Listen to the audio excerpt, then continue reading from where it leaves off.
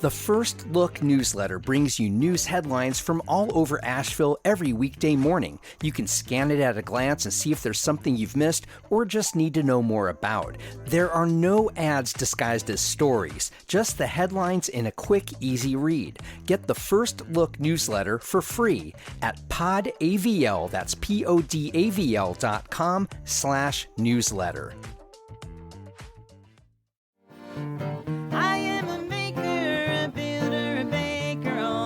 Sometimes my misses are all that you'll find. I'll tell a story, both true and allegory. Oh, the process is precious, so it takes up all my time. The exodus of doctors and nurses, the mountains of complaints from patients, the lawsuit from North Carolina's Attorney General. Those are just the broad areas of fallout in the 5 years since HCA Healthcare purchased Asheville's formerly not-for-profit Mission Hospital. The Asheville Watchdog is a nonprofit investigative news outlet that has been out front on the local reporting on this. A few hundred people came out January 23rd for a Watchdog forum at AB Tech designed to answer a single question. What can we do to restore better healthcare in Western North Carolina? This is The Overlook with Matt Peiken. I was there to capture audio and bring it to you, which I'm doing over 2 episodes released at the same time. This episode features the opening remarks from the 5 panelists, Drs. R. Bruce Kelly and Clay Ballantine, Brevard Mayor Maureen Copelof, nurse and patient advocate Karen Sanders, and Democratic State Senator Julie Mayfield of Asheville. The section of the forum devoted to questions and answers with the same panelists is featured in a separate episode of this podcast. First to address the audience is Dr. Kelly. I first walked into Mission in 1980 as a new doctor to begin my residency training.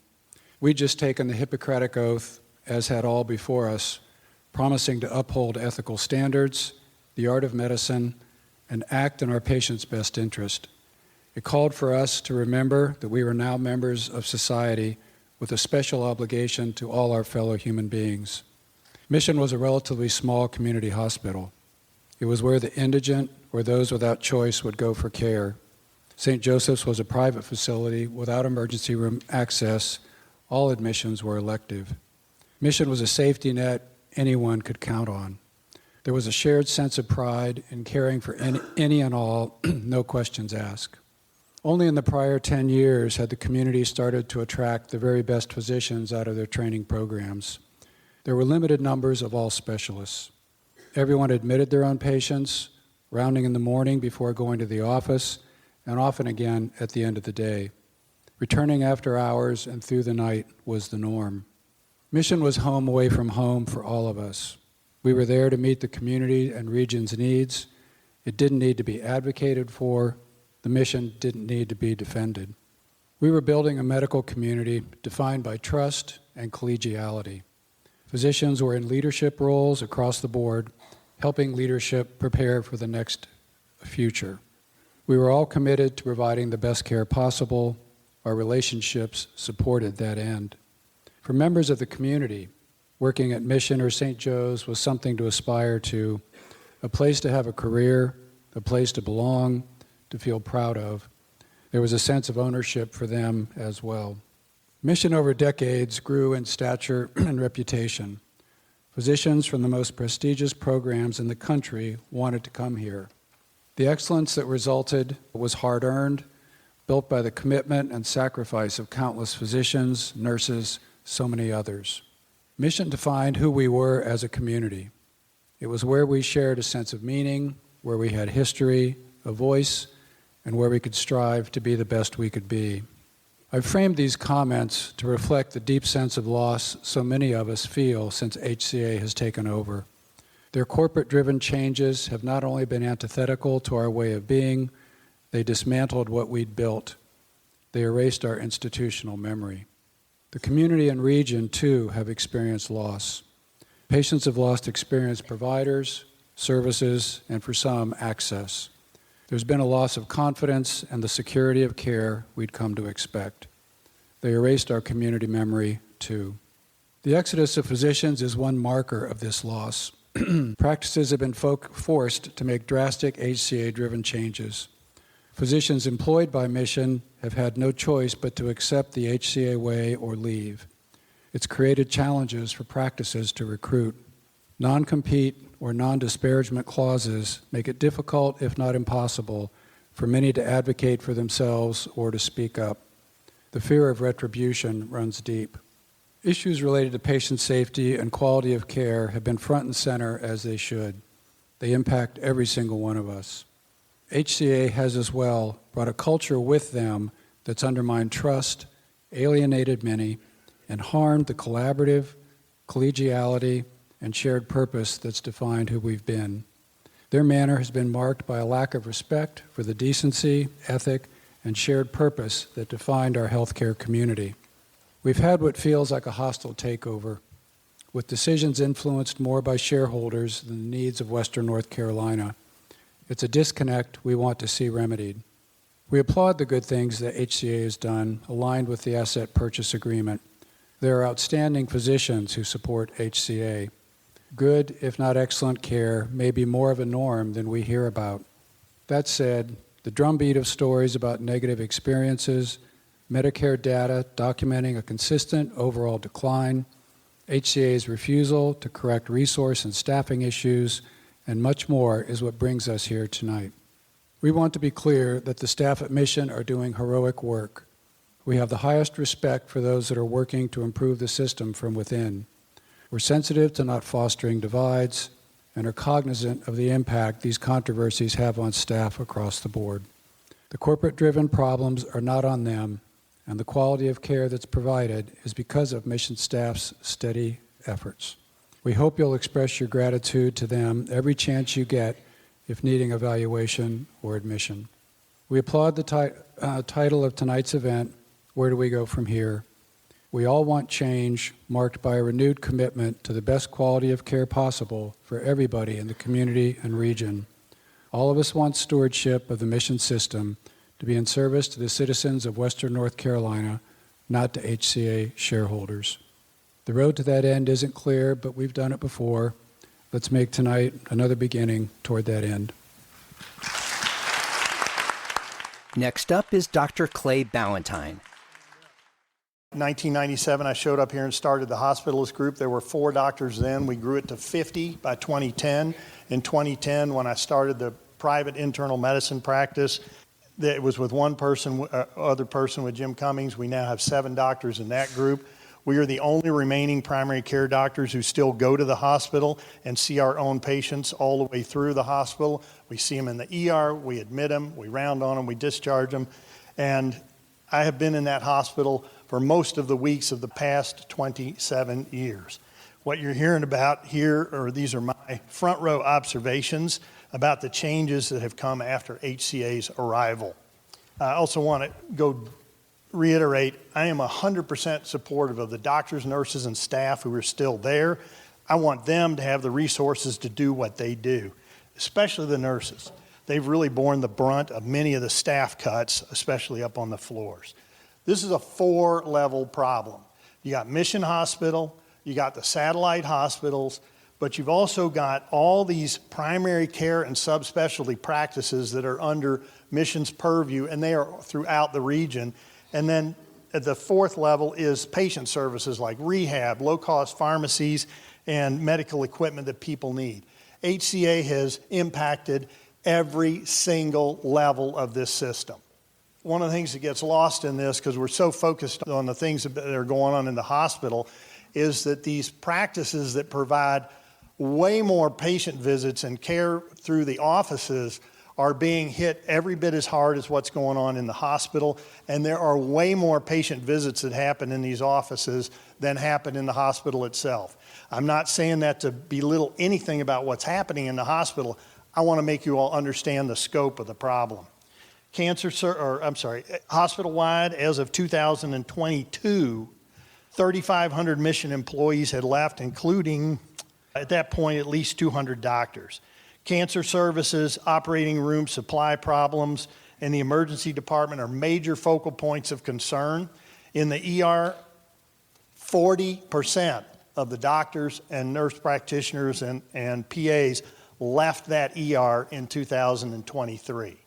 we are no longer allowed to do direct admissions. We used to admit people directly into hospital beds. When we knew what they needed, we just put them directly in and get their care started. We have no more direct admissions.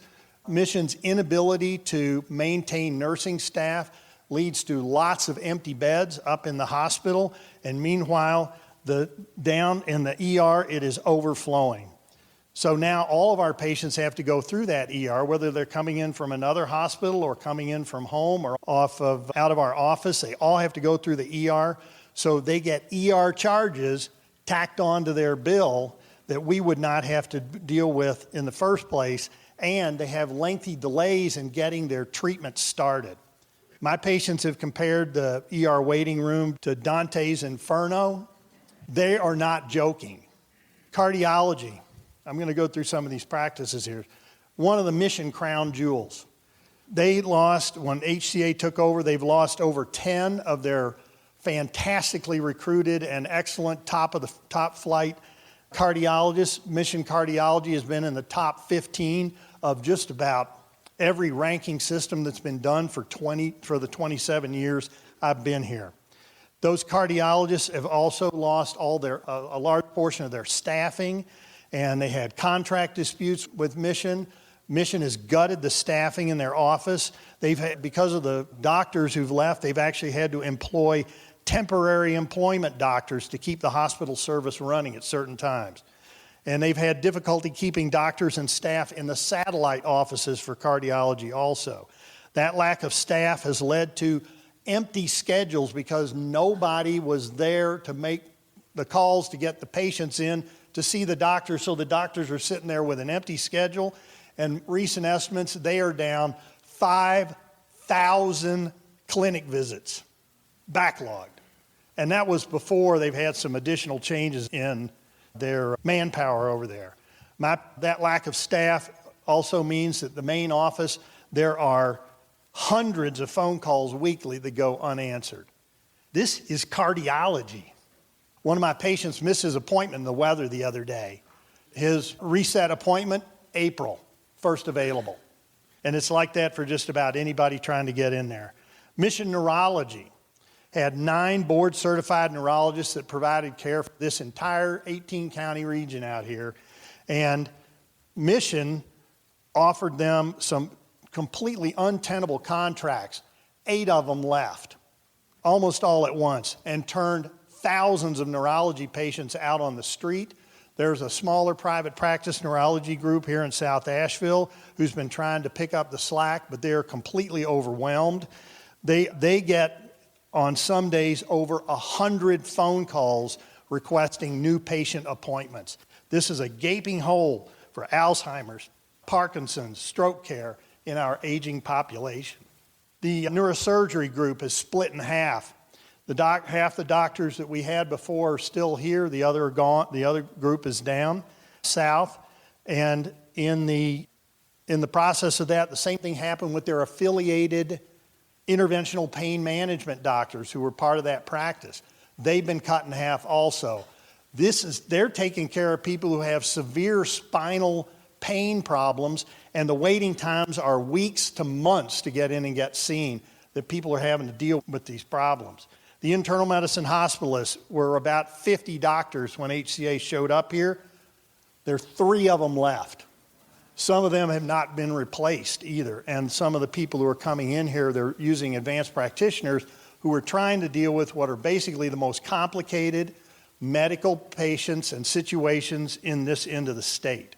Pulmonary and sleep medicine clinic, also severely understaffed. I had a couple who were trying to get their pulmonary follow-up appointments. They called for 3 weeks every day trying to get through and get an answer back. Where after our appointment, can you call us back? They finally got in the car and drove up here last week, drove 47 miles to walk in that door and see the 3 people who were at the front desk were so busy. They waited. They finally talked to them and they said, "Hey, we're trying to get our appointments." The staff there said, "We don't have time to return calls. Mission won't let us hire anybody else to return calls or make appointments." They didn't even apologize. It's just the way it was.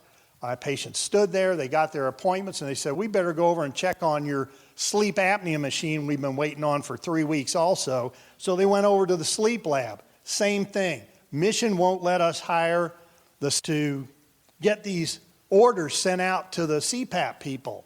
They stood there, they watched them send the order, they went home, and later they got their CPAP machine and got everything taken care of. Multiple surgery practices and surgical subspecialists have shifted their practices down to Advent and Pardee, or they've just left the area entirely. The wound care clinic, short-staffed, ready to hire another provider. They were in the contract negotiation, and Mission, without even letting them know in advance, pulled the funding for the position as they were finalizing the contract to bring her on board. And what that means is they're remaining short-staffed. So if anybody in any of the providers there are out, then they have to start canceling appointments, and they don't have any backup. They're treating people with acute wounds and can't get staffing out of HCA. The psychiatry consult service for inpatient psych issues has been curtailed. There's short staffing problems that plague the labor and delivery deck where the most complicated pregnancies in the region are treated. There are problems with staffing at the neonatal intensive care unit. The infectious disease travel clinic, some of you all may have even been there in the past, that infectious disease travel clinic, gone. It's not even there anymore. Then the Olson Huff Children's Center, another one of Mission's crown jewels. The 3 developmental pediatricians there and multiple other specialized pediatric providers, gone. Some subspecialties don't even come to the hospital anymore. Endocrinology, rheumatology, and ENT, gone. And the services within the hospital have been cut back or impacted as well. Pain management services, gone. Speech therapy, occupational therapy, physical therapy have all been curtailed to where now you're lucky if you get 2 or 3 visits a week from these people when it used to be every day. The people who are there are trying as hard as they can. They are working as hard as they possibly can, but they can't keep up because there just aren't enough staff. Case management and discharge planning services. The most complicated thing we do in the hospital is sending somebody home. They've got to have meds, therapy, appointments, support services, whatever else they need set up for them. Those staffers have been cut back as well, so they don't have the numbers to take care of all the needs for people as they go out the door. Imagine how you and your family members might feel if you can't get everything taken care of as you head out. The laboratory services at the hospital have been farmed out, and there are great delays now. A stat lab is essentially a joke. It used to be those things came back like that. They've shut down large portions of the laboratory facility in Mission and mothballed the machines so that nowadays they send infectious disease cultures to LabCorp. They process it, they send it to LabCorp, they send it to Burlington. You finally get an answer back. One of my partners last week had a patient in the ICU. They were on their 8th day waiting to get back the cultures to figure out what to do with the antibiotics sitting at this patient's bedside. And they've stopped even allowing us to get some laboratories that we used to do all the time as a service for patients, blood clotting profiles and stuff like that. They've mothballed the machines. Dr. Messino's cancer group got all that set up in the lab to make sure Western North Carolina had that capacity, but it's gone. The inpatient radiology with CT scans, x-rays, MRIs, other imaging studies can have long delays, even for stat orders. I ordered a stat CT on a lady who had internal bleeding. 24 hours later, I was still calling people in radiology and going, get her down there. And it doesn't, they can't do it. They don't have the staff down there. The machines are sitting down there, but Mission has cut the staff. Care Partners, hospice and rehab facility, another crown jewel. After your stay there, you leave Care Partners and you've done your rehab. Access to the outpatient rehabilitation clinics greatly curtailed, essentially gone. The incontinence and bladder function clinic, gone. The lymphedema clinic, gone. The vertigo and balance clinic, gone. The senior driving assessment program, gone. And for these patients who've been in there and had strokes, major orthopedic issues, and they're trying to rebuild their lives and get a grip on what's happening to them. The psychological services in the facility, gone. And the worst cut of all, hospice, the Kiever Hospice Center, grievance counselors, gone. HCA tried to cut the wheelchair cushion clinic for paraplegics. They tried to cut the senior daycare that provides respite for burdened caregivers taking care of their disabled loved ones at home. They tried to get rid of the amputee clinic that takes care of the wounded appendages and makes sure they have the right prosthetics, and they tried to get rid of the PACE program, which is an integrated outpatient program to keep people able to live at home or keep them out of nursing homes and out of the hospital. Luckily, the WNC Bridge Foundation and Care Partners stepped in and saved those programs. In the outpatient world, where I'm working all the time, the labs and x-rays and consults that we have tried to get for patients and been able to get as quick as a snap in the past now require multiple attempts. We send these orders over and over again, and we keep hearing back from radiology, from the lab, from the consultants who we're trying to send it to, oh, it got lost, which really means, oh, we don't have any staff to take care of these requests as they come in. We spend hours of our day every day just advocating for patients, trying to get things set up. At one point, they were kicking mammograms down the road 3 months at a time, even diagnostic ones where women had problems on their mammograms and they were trying to get the diagnostic ones. They'd say, we don't have, we can't do that today. 3 months, here's your next appointment. I had one lady who didn't get her diagnostic mammogram for almost 7 months. She ended up going down to Charlotte to get it done. And most patients don't have this kind of help, especially the most vulnerable. We're there to advocate for our patients, but the overarching trend is that Mission makes its money by cutting out staff. And when you take a busy medical practice, you gotta have staff. And whatever Mission's had their hands on, they've cut the staff and it's curtailed the availability of those services. Doctors and nurses are perfectly accustomed to working hard. And in this setting, though, it's not because the job's hard that all these people have left. They've uprooted their families, they've gone to other communities. It's because they have bad management. And I just want to say that since HCA's arrival here, the breadth and the depth of the healthcare services available to the people, especially the disadvantaged, has declined across our region. We're talking about unnecessary worry, suffering, and even death for human beings. This has to change. Thank you.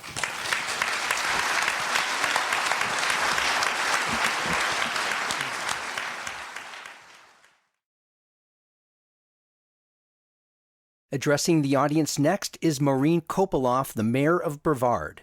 Now, Brevard is a little town of 8,000 people in Transylvania County, a rural county. We have a total of 33,000 people in that county.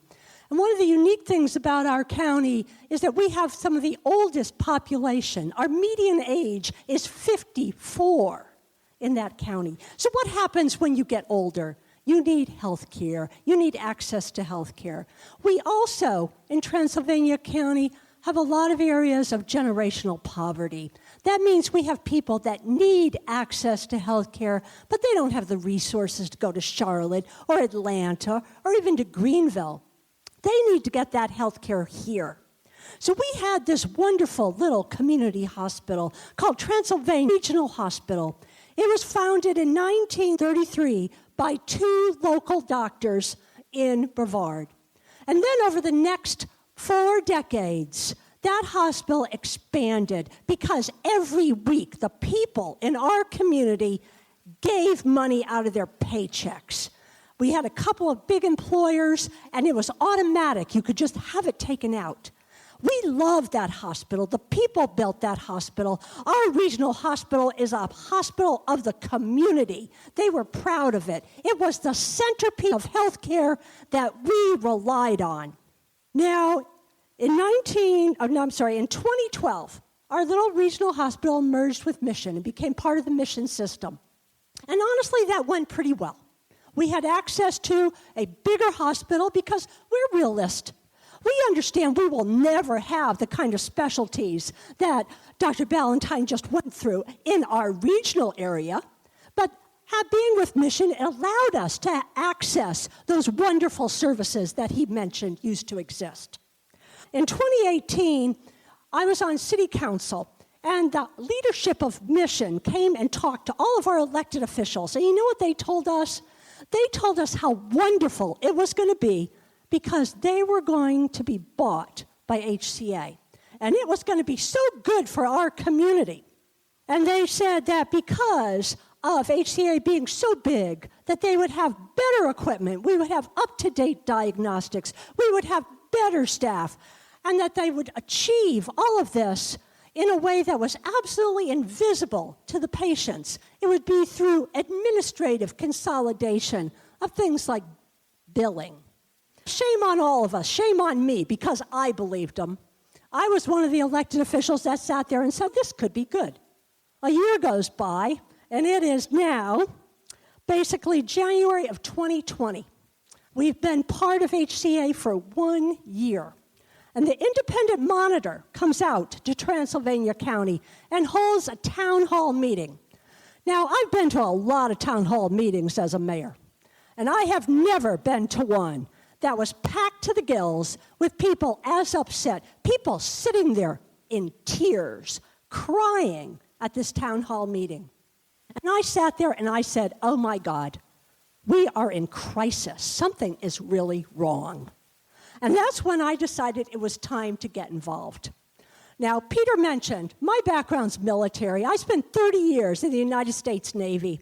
And if I learned one thing in the military, it is when you see something that is wrong, you step up and you try to fix it. And if you need to go from point A to point B, you just start marching towards point B. My community, we decided we were not just going to sit there and watch HCA destroy our community hospital, destroy Mission, and endanger the people of my community. So we started meeting with the independent monitor. We started meeting with Dogwood Health. And we realized right off that the asset purchase agreement that was negotiated absolutely had no mechanisms for oversight enforcement, that it would not give us what we wanted because there is no quality of care metrics that HCA has to be held to. We decided, okay, we weren't going to get anywhere. We weren't going to get anywhere with the independent monitor. And in the meantime, things just kept going worse. Everything that you heard the two physicians here talk about was happening at our little regional hospital too. And when you go to a regional hospital and it's mismanaged, first you got to make your way through all of that sort of maze of emergency room, of getting admitted, of getting looked at, and then most of the time you get sent to Mission. So you actually have to go through this mismanaged system twice. So things were just getting worse and worse. All of our primary care physicians left. We lost almost all of the specialists. The charity care was reduced down, ER delays, the cleanliness of the hospital, billing issues, the nursing staff was reduced. People were really in tears. They were absolutely, trust was being destroyed. So what we decided to do was, I met with Sam Hazen. He's the head of HCA. And on May 5th, 2022, after I sent him 3 letters, he agreed to meet. And what I did was I asked him to please change how they were running our regional hospital.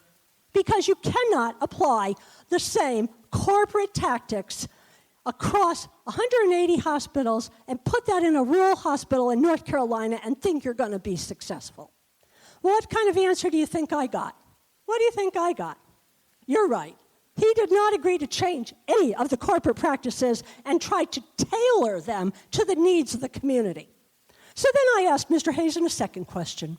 I said, why don't you sell that hospital back to our community? Yeah, what do you think I got as an answer to that? Yeah, I got a no. However, did I tell you I have 30 years of military experience? Yeah. Being told no by the head CEO of a gigantic multi-billion-dollar corporation, that's fine. So I came up with a new strategy. I came up with what our little town of 8,000 people's been doing now for the last 3 years. is it's sort of a multi-disciplined approach. First thing we did was the city of Brevard basically filed a class action antitrust lawsuit in federal court against HCA, alleging that they are engaging in anti-competitive conduct that resulted in higher prices and lower quality of care. Now, somebody once said to me, "You're a mayor of a little town of 8,000 people. How can you sue HCA?" Did I tell you that I have 30 years of HCA? And I am very proud that Brevard was the one that initiated this lawsuit, and since then, Asheville, Buncombe, and Madison County have joined in this antitrust lawsuit that is currently still in federal court.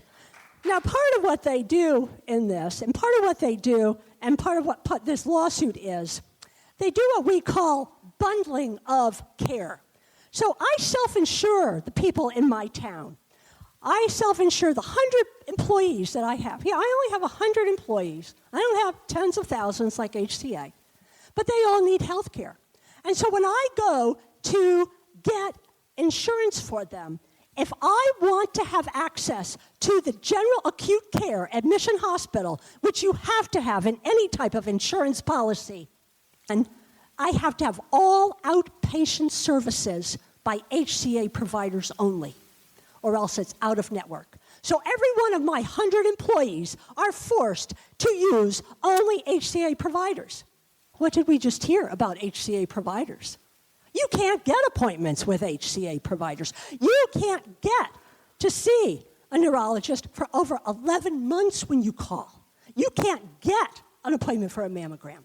Anyway, so our lawsuit is going forward. But we also decided it wasn't enough to just hold HCA accountable in a court of law.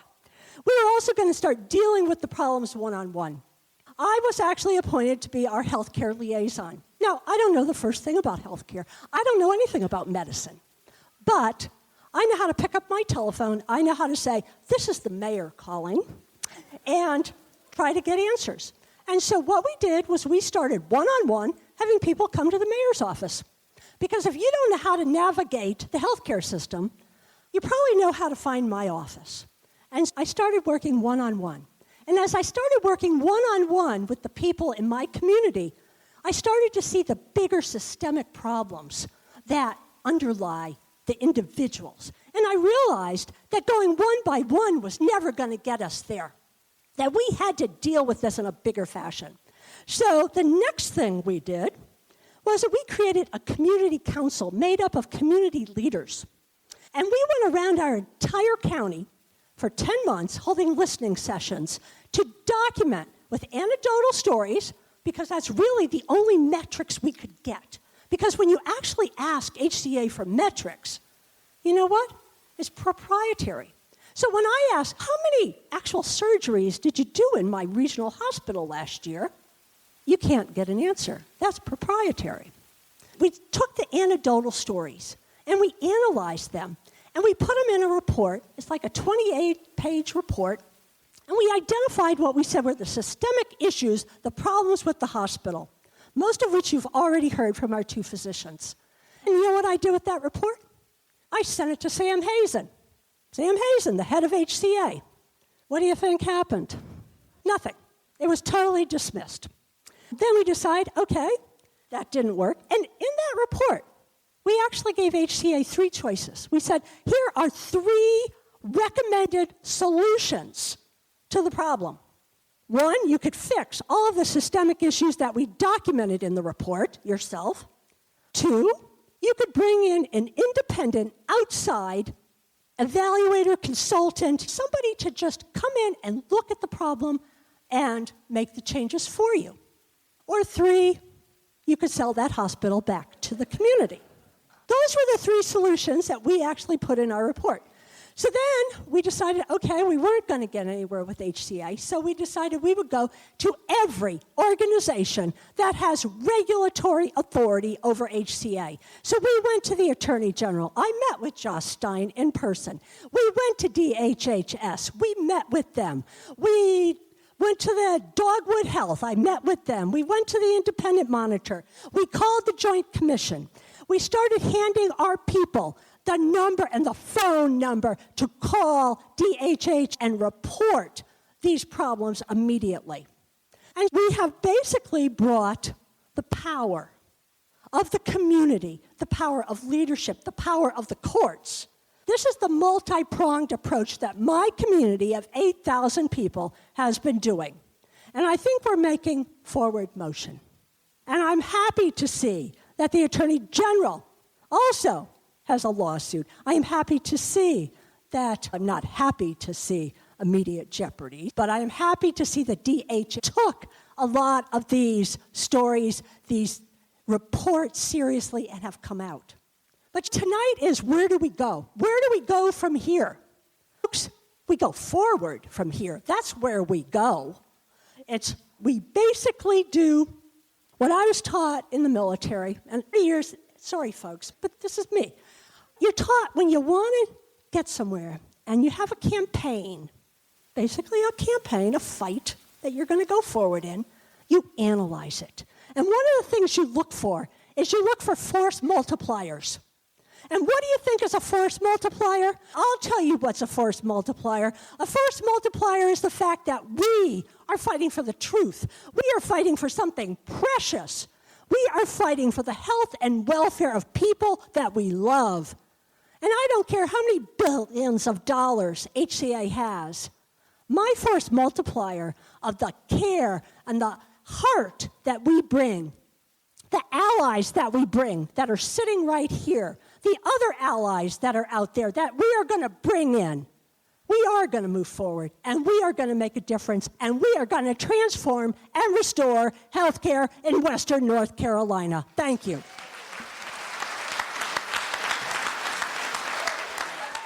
Next to speak is nurse and patient advocate Karen Sanders. Many thanks to the hundreds of dedicated professionals and staff at Mission who are working right now in this very difficult situation and horrible conditions. I have been a nurse for 45 years, of which 37 years were working in large tertiary care referral centers in Virginia and North Carolina.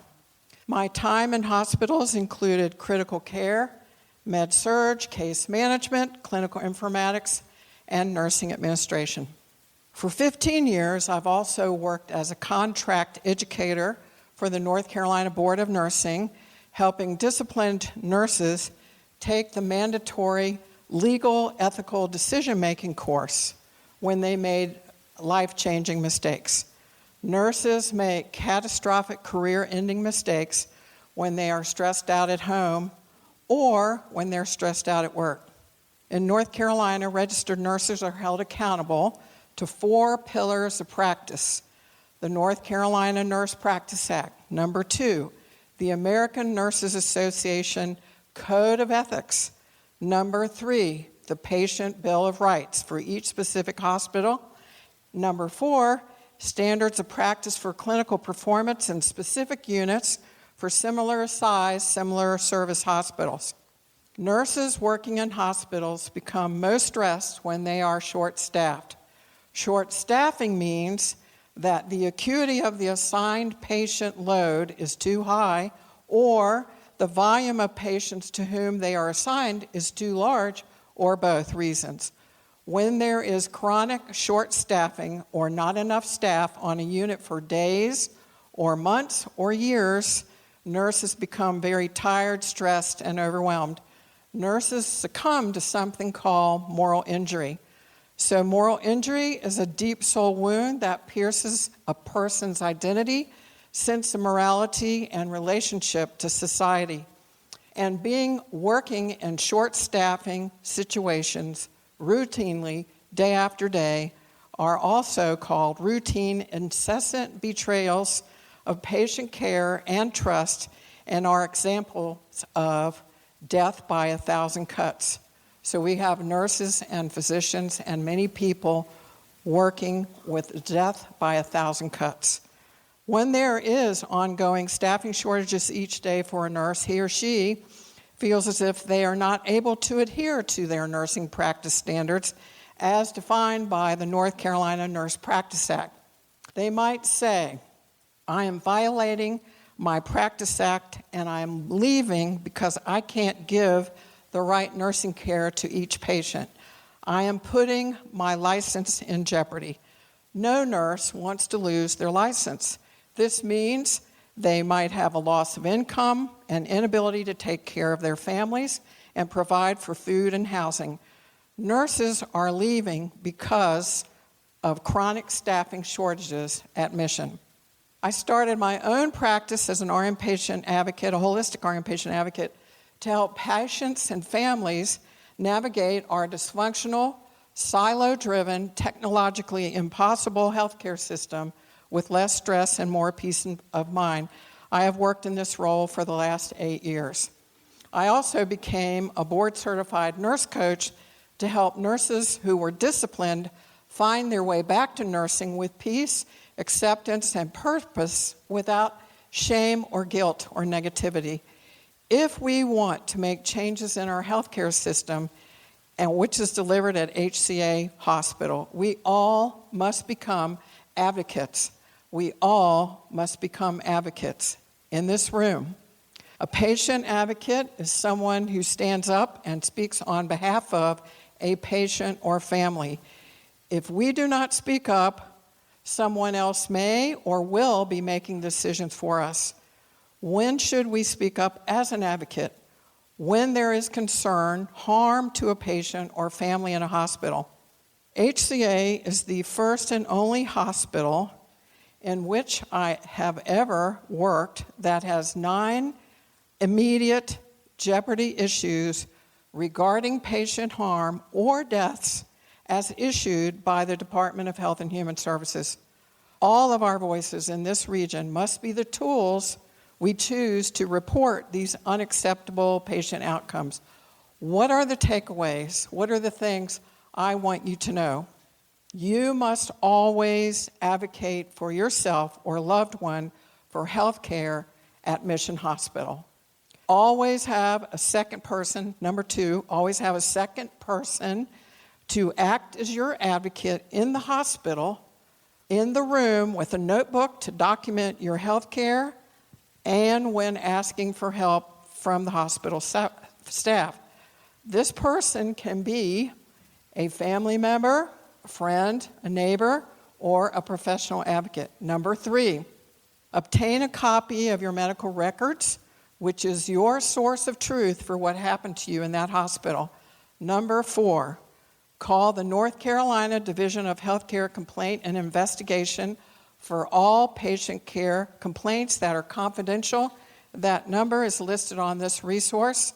I have this number in my phone, and I send it to patients. I also volunteer to go with patients to sit in together, and I will be their voice while they add or want to talk to the person on the phone.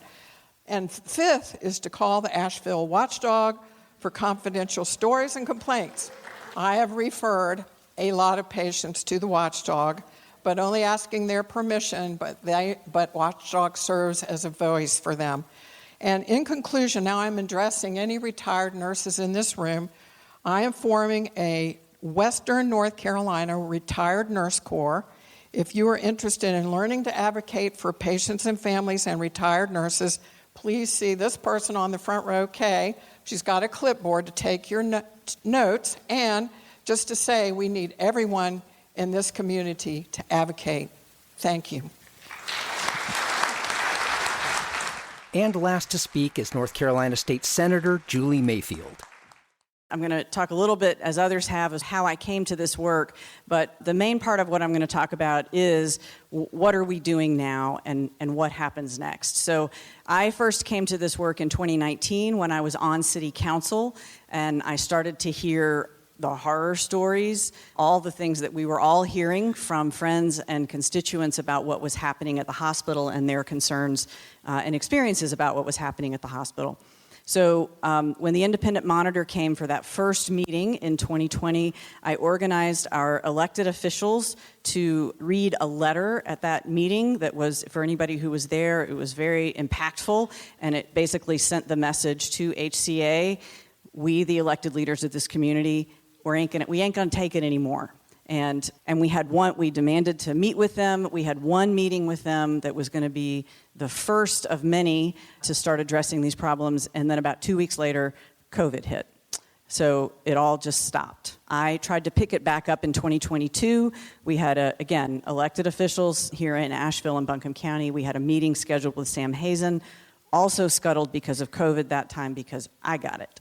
At that point, it was suggested to me that I redirect and try to work with some of the local leadership here in Asheville with HCA, and I will just say that proved pretty unfruitful pretty quickly. The independent monitor meeting this past October really provided a new opportunity to reinvigorate and to catalyze the community concerns about this. And thankfully, Bruce Kelly showed up and were offered to work on a physician letter that was prepared and read that night. At that time, it had about 40 some odd physician signatures. It now has over 170. And the nurses were also a strong voice that night, and I have been working with the physicians ever since. What we are dedicated to going forward, and what we have been working on for the last 3 months, is creating a coalition of dedicated physicians, nurses, and others in our community who are committed to creating accountability and restoring what has been lost at Mission Hospital, what has been lost in our medical community, and what has been lost throughout our region. That is what we are doing. And here are some of the things that, again, just in the last 3 months, we have been doing. So the first is the physician letter that I mentioned. We continue to get physician signatures on that letter. We are actually just starting to roll it out to the rest of the region. If you are a physician, if you know of physicians who have not signed that letter, please let Bruce Kelly know. He's the keeper of that letter. Also on the accountability piece, after the independent monitors meeting in October, we all started getting flooded with stories. Just as Mayor Copelof had stories coming in from her community, we started getting them here. And I am fortunate enough to be in a position to have very direct communication into DHHS and the Attorney General's office. And people were sending me stories that then, with their permission, I'm sending directly onto the agencies. And we know that some of those stories resulted in or are part of what brought DHHS to town, what is the basis of probably some of these immediate jeopardies, helped form the basis of the AG's lawsuit. That is work that we are committed to continuing to do. There are out on the table information sheets about how you can submit complaints and your own story to the regulatory agencies. I have also put 2 stacks of my cards out there. If you don't want to go through the hassle of submitting to the agencies, send your story to me, and I can guarantee you I can get it straight into the hands of the regulators who have responsibility here. Let's see. Third thing, we have been a real resource for reporters, both locally and nationally, on what is happening in the hospital. We have pulled together a team of attorneys who are working on how we can bring pressure to bear through the asset purchase agreement, through certificate of need reform, through legislation, through the regulatory agencies. We're just looking at a whole host of avenues to try to bring additional legal pressure to bear, in addition to the lawsuits that are already out there. We also have open conversations with the Dogwood Health Trust. They play a unique role in our community with regard to HCA, and we are encouraging them to see their role a little more broadly, and we're hopeful that those conversations will bear fruit.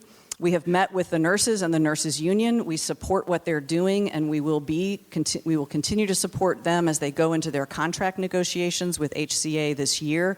They are not formally a part of our coalition for legal reasons, but we do communicate and stay in touch with them. And we are growing this coalition. So originally it's physicians. We've now added the Health Equity Coalition. We have added the faith community. And I want to ask if there are leaders in the faith community who are here tonight, if you would stand up. You all have really shown up in a big way for us recently. So thank you. You just heard Karen talk about retired nurses. Karen is part of our coalition to pull those in. We are working with neighborhood organizations, regional voices. Mayor Copelof brings just a wealth of contacts and experience on this from Transylvania County, and we're going to be pulling in similar efforts from other regions.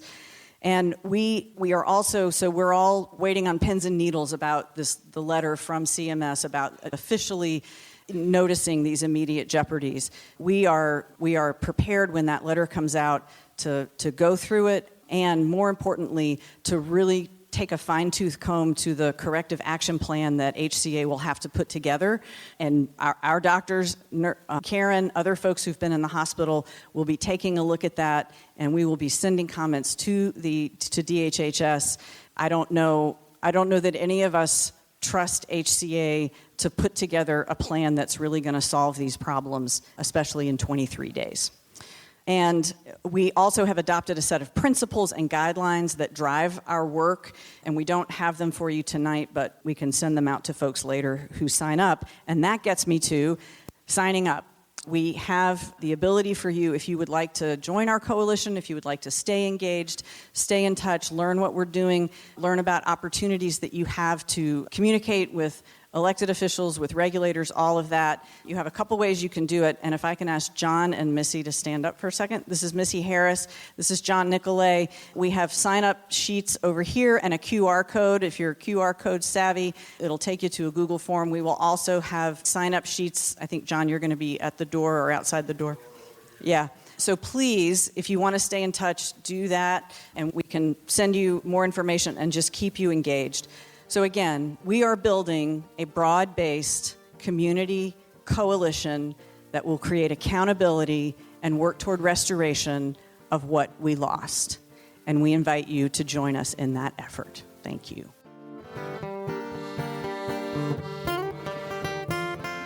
Remember, this is just one of 2 episodes of The Overlook with Matt Peiken, featuring audio from the January 23rd Asheville Watchdog Forum. Wherever you found this episode is where you'll also find the second. If you're not already familiar with The Overlook with Matt Peiken, it's a podcast that blends the daily from the New York Times and Fresh Air with Terry Gross, but all about Asheville. I've produced nearly 130 episodes since last February, and I'll be back with fresh interviews of my own on February 12th.